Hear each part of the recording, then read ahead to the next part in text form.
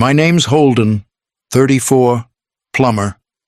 I live alone in a red brick house just outside Harrisburg, tucked between a dying maple and a rusted mailbox I keep meaning to fix. Nothing about me draws attention. That's how I like it. Most mornings I'm out the door before the sun's up, steel thermos in one hand, toolbox in the other. I keep to myself. I fix things. I send invoices. I come home, heat up leftovers, and watch the news until I fall asleep in the chair. People see the boots, the flannel, the truck that rattles like an old smoker, and they think they know who I am. What they don't see is the portfolio I've quietly built since I was 24. The duplex I bought cash when I turned 28. The brokerage accounts, the passive income, the freedom. 10 years ago, someone handed me a coffee and changed my life. But that part of the story comes later. Right now, all you need to know is this: every Christmas, no matter how simple my life got, I still bought my mother a scarf and my father a book about baseball history. I still imagined the house full of laughter turkey in the oven, Weston bragging about something half true, while Dad pretended to care. That year, I'd wrapped the scarf in dark blue paper with a silver ribbon. The book was second-hand, but in good condition. I'd even driven an hour to find the exact edition Dad once borrowed from the local library. It was a Thursday afternoon when I called Mom. Just wanted to confirm what time dinner was. "Holden," she said, hesitating, "I think this year? Maybe you should sit it out." I thought I misheard her. "What?" She cleared her throat. "Weston's bringing someone new, a girlfriend. He wants everything to be special." There was silence, and I think she continued, her voice tightening. "It might be better to keep it just formal. Fewer people, less distraction." I said nothing. She tried to soften it. "You know how he is. Everything has to be perfect." "No place for losers," she added with a breathy laugh, like it would land better that way. "Losers." She said it casually, like she didn't just gut me in one breath. I stared at the gift box on the coffee table. Still holding the phone, I said, "Sure, I understand," even though I didn't, not even close. After the call ended, I sat in the same spot for a long time, the scarf still in my lap, the window cracked open to let in air I didn't feel. The quiet didn't comfort me like it usually did. It pressed in heavy, like I was suddenly a guest in my own life. And for the first time in a long time, I felt like that boy again, the one who was always there, always helpful, but never quite enough. We grew up in a narrow 2-story house tucked between the hills just north of the river. Out back, there were 3 apple trees. One of them always leaned too far left, like it couldn't quite bear its own fruit. That house was never big, but it held us. Christmases meant the smell of cinnamon bread, Dad humming carols off-key, and Mom fussing over whether the mashed potatoes were too runny. It wasn't perfect, but it was ours. Weston was 5 years younger than me. Blonde, confident, always knowing just when to smile to get what he wanted. He didn't have to ask for attention, it floated to him. New sneakers, new winter coats, the best seat at the table. He was the charming one, the bright one, the one who made teachers write home. I wasn't jealous, not really. I was just there. The older brother, the one who got the hand-me-downs and the quiet praise. "You're steady, Holden. You're patient. You don't need help, do you?" I never said no. I remember being 16, getting my acceptance letter from the trade program downtown. I showed it to Mom at the kitchen counter, proud. She smiled, but not like she had when Weston won that debate trophy in middle school. That time she baked a cake. This time she just nodded. "That's good, honey. Just promise me you won't settle." I didn't see it as settling. I liked working with my hands. I liked making things work again. But over the years it became clear that no matter how stable I was, I didn't shine. Weston got into a private university on a partial scholarship. Dad called it a game changer. I worked overtime the summer before to help cover the difference. They didn't ask, I just offered. That was my place in the family, helpful, but not special. And maybe I thought that was enough. Until now. Until I heard Mom say those words, even if she tried to cushion them in laughter. No place for losers.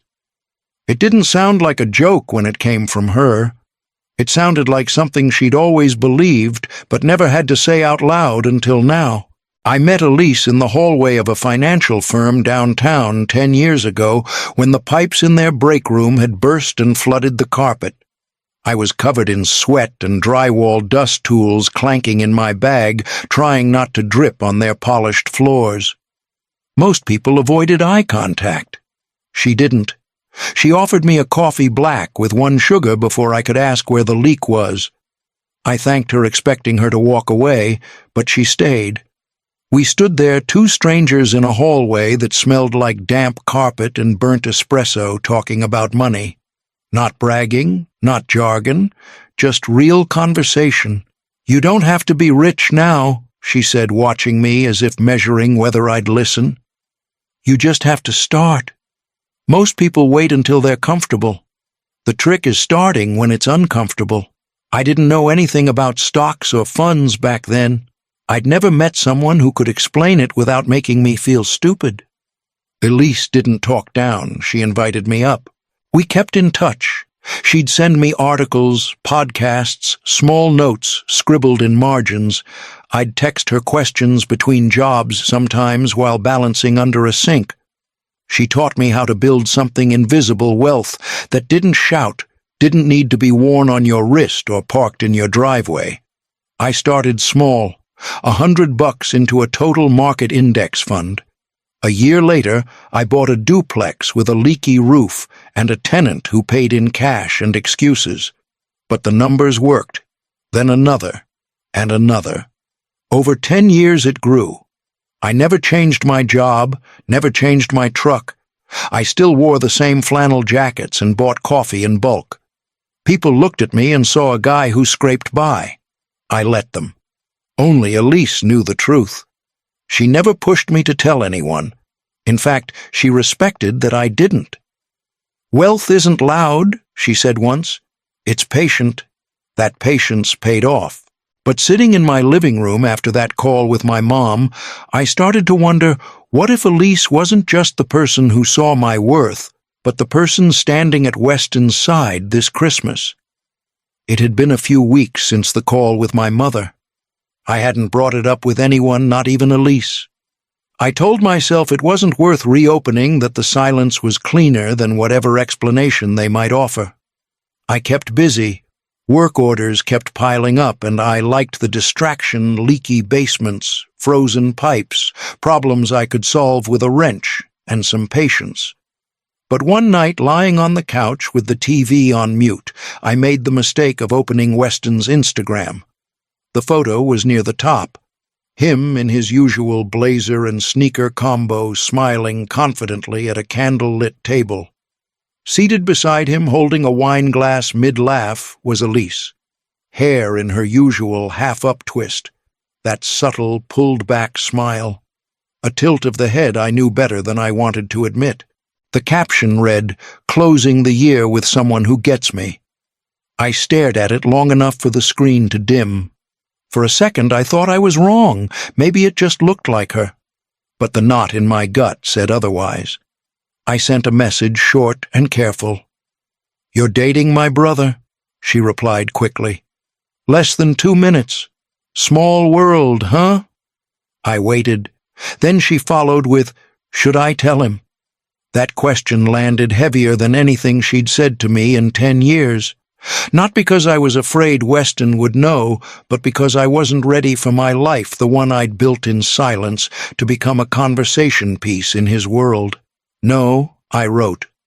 "Please keep it between us." She didn't press. "Okay, I'll stay quiet." I sat back, phone face down on my chest, watching the ceiling fan blur into circles. All this time I thought I'd hidden that part of me for protection, for peace. But now the one person who knew the truth was eating Christmas dinner across from the people who never cared to ask. Christmas Day passed like any other Sunday. No music, no phone calls, just the smell of motor oil in the garage and the creak of the old radio when I turned the dial too far. I tightened bolts that didn't need tightening and reorganized the same shelf 3 times. Anything to drown out the picture in my head, my family gathered around a table I wasn't welcome at. That night I was closing up shop when my phone rang. Elise. Her voice was uneven. Holden. I broke your promise. I froze. What happened? I told them, she said. At dinner. About you. About everything. She paused, then added quietly, I'm sorry. I didn't say anything. I didn't know if I was angry, scared, or just tired. Elise. I finally asked why, because they didn't stop, she said. Weston started talking about you like you were some pitiful family secret. Said you were still doing the dirty jobs and probably always would. Then he laughed. And your mom? She said, well, Holden's always liked the easy way. My chest tightened. But Elise kept going. I looked around the table and no one defended you. Not your dad, not your mom. Just silence like they agreed. And I couldn't take it. I heard her voice shift from trembling to fierce. So I stood up. I said, Holden built a 7-figure portfolio from the ground up. He owns properties, stocks, and still does plumbing because he wants to, not because he has to. There was a pause. Then she added, I told them they should be ashamed, that the only person I respected at that table wasn't even invited. I let out a breath I didn't realize I was holding. Elise, you didn't have to do that. I know, she said, quieter now, but I couldn't let them keep treating you like less than what you are.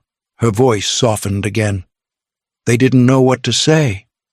Your mom just stared. Weston looked like someone knocked the wind out of him. I didn't wait for their response. I left. I sat on the edge of my bed, the phone warm against my ear. I should have told them myself, I said. No, she whispered. You already did, just by living the way you do. I just repeated what they refused to see. 5 days after Christmas, I heard the sound of tires on gravel while I was under the truck checking a persistent rattle. I wiped my hands, stepped out into the cold, and there it was, Weston's black SUV parked neatly by the curb. He got out first, dressed like he always did, casual, expensive, calculated. Mom followed, bundled in her favorite green coat. Dad lagged behind his hands, jammed in his pockets, eyes fixed on the front steps like he was already hoping to leave. I didn't move. Holden Mom called, smiling like nothing had happened. We were just in the area. Weston approached with the kind of confidence only people who never get told no can carry. Thought we'd check in, he said, as if he hadn't laughed me out of their dinner table a week ago. I didn't say a word, just opened the door and let them inside. I wanted to hear it. All of it. In the living room, Weston leaned back in the armchair like he owned the place. So? Elise told us a few things, he started. Man, I gotta say props. Didn't think you had it in you. I stayed standing. He continued. I've got this thing lined up. Real estate down south, big upside, just need a little help on the capital side. If we team up, it could really be something. I looked at him. You came here for money. No, Mom said quickly. We came because we were surprised. We had no idea you were doing so well. You didn't want to know, I replied. You never asked. Dad cleared his throat. Holden, son, this isn't about the past. We're family. I turned to Weston. You called me a loser. His smile tightened. It was just talk. I shook my head. No, it was what you believed. And now that you know the truth, you're here trying to cash in on it. He stood. Come on, don't be like that. Help your brother out. No deal, I said quietly. Dad stepped forward. You're being stubborn. I met his eyes. No, I've just finally stopped being silent. They didn't argue much after that. Weston looked insulted, Mom looked disappointed, and Dad looked tired. They walked out the same way they came in together, but not united. And I stood alone in the quiet, more certain than I'd ever been. A year later, I stood in a quiet chapel on the edge of town, watching Elise walk toward me in a dress as simple as the life we'd built. No choir, no marble aisles, no chandelier hanging above our heads. Just a few rows of wooden chairs strung with soft white lights and the scent of fresh pine from the trees Elise had picked up at the local market. I wore the same gray suit I'd used for job estimates when I wanted to look official. It fit better now, not because I'd grown into it, but because I wasn't shrinking anymore. The guest list was short. Joe from the crew, my old neighbor who still left tomatoes on our porch, Elise's college friend, and a few clients who had become friends over time. Everyone who came brought presents instead of performance, but there were 3 chairs in the back, reserved, marked untouched. Charles, Lorraine, Weston. I'd written their names on the place cards myself. I didn't send the invitations expecting a reply. I sent them so I could stop imagining what might have happened if I hadn't. So I could say I'd done my part, that I'd opened the door one last time, not out of hope, but out of release. They didn't come. I wasn't surprised. When Elise reached me at the altar, she smiled like the world had finally quieted. We didn't read long vows. I just looked at her and said, "I don't have perfect words, but I have truth. And I promise to bring it with me every day." She held my hand tighter. "I promise to keep seeing you even when the world refuses to look." The minister pronounced us husband and wife. There was no dramatic kiss, just something soft, certain lasting. The applause from our friends was light, but it carried more weight than any speech I'd ever heard in that old house with the apple trees. Later, after the cake had been cut and the chairs were being stacked, I walked back to the last row. I sat between the 3 empty seats, felt the stillness, and didn't wish anything different. I didn't need those chairs filled to feel full. I had never been more whole than in that quiet space right between the people who never showed and the woman who never once turned away. It's late spring now, and the apple saplings in the backyard have started to take hold. We planted 3, just like the ones behind the house I grew up in, only this time none of them lean. Elise says they're straighter because we planted them with intention, not by accident.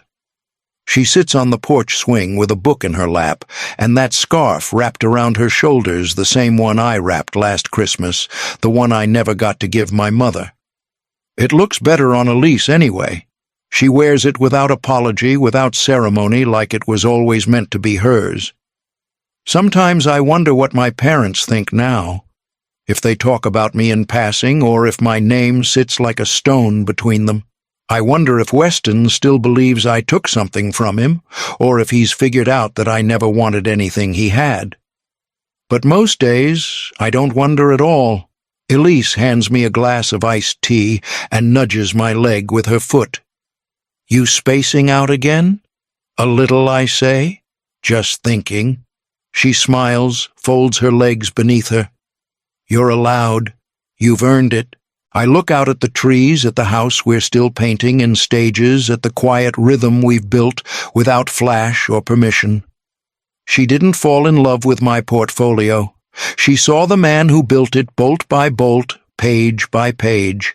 And in this life we're planting together, I finally understand what it means to be chosen, not because you impress, but because you endure. I take her hand, and we sit in the stillness as the sun sinks lower over the roofline, casting long shadows that feel more like peace than memory. If this story moved you even just a little, don't scroll away in silence. Leave a comment. Share your own story. Sometimes the people who've been overlooked the longest are the ones who've carried the most. And if you've ever been called a loser for choosing a different path, know this: you're not alone, and you're not less. Subscribe for more real stories that don't just end in revenge, but in dignity, healing, and quiet power.